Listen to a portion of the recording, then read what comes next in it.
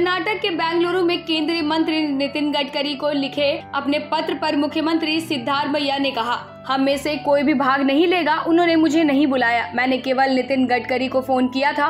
उन्होंने मुझे बताया कि वह कार्यक्रम स्थगित कर देंगे। मैंने बाद में एक पत्र भी लिखा था, लेकिन मुझे लगता है कि भाजपा के स्थानीय नेताओं ने उन पर उद्घाटन करने के लिए दबाव डाला होगा, इसलिए वह आगे बढ़ रहे हैं। मैं नहीं जा रहा हूँ क्योंकि मेरे पास पहले से निर्धारित कार्यक्रम है।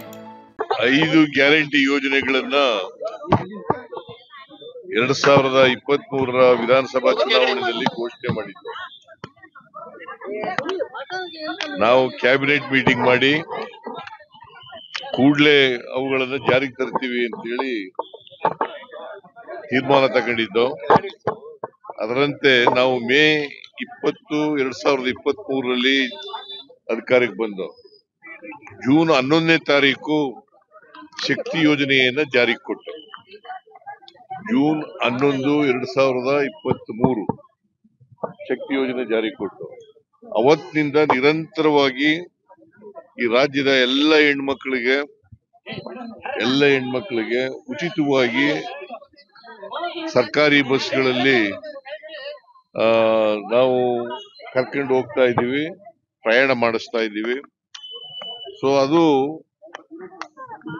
ಇವತ್ತು 500 ಕೋಟಿ ಟ್ರಿಪ್ಗಳು ಹೆಣ್ಮಕ್ಳು ಮಾಡಿದ್ದಾರೆ. 500 ಕೋಟಿ. ಅದಕ್ಕೆ ರಾಮಲಿಂಗಾರೆಡ್ಡಿ ಅವರು ಬಹಳ ಅವರ ಮುಂದಾಳತ್ವದಲ್ಲಿ ಇವೆಲ್ಲ ನಡೀತಾ ಇದೆ ಕಾರ್ಯಕ್ರಮಗಳು. ಅದಕ್ಕೆ ಇದು ಒಂದು ವಿಶೇಷ ಕಾರ್ಯಕ್ರಮ ಅಂತ ಹೇಳಿ ಇವತ್ತು 500 ಕೋಟಿ ಮಹಿಳೆಗೆ 500 ಕೋಟಿ ಪ್ರಯಾಣ ಮಾಡಿದಾರಲ್ಲ, ಆ ಟ್ರಿಪ್ಗಳಲ್ಲಿ ಮಾಡಿದಾರಲ್ಲ, ಅದಕ್ಕೋಸ್ಕರವಾಗಿ ಇವತ್ತು ಸಾಂಕೇತಿಕವಾಗಿ ನಾವು ಟಿಕೆಟ್ ಅನ್ನ ಕೊಟ್ಟಿದ್ದೀವಿ ಹೆಣ್ಮಕ್ಳಿಗೆ.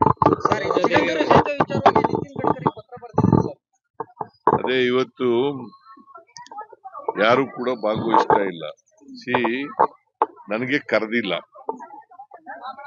ನಾನೇ ನಿತಿನ್ ಗಡ್ಕರಿ ಅವರಿಗೆ ಫೋನ್ ಮಾಡಿ ಹೇಳಿದೆ. ನಿತಿನ್ ಗಡ್ಕರಿ ಅವರು ನಾನು ಮುಂದಕ್ಕೆ ಹಾಕ್ತೀನಿ ಅಂತ ಹೇಳಿದ್ರು.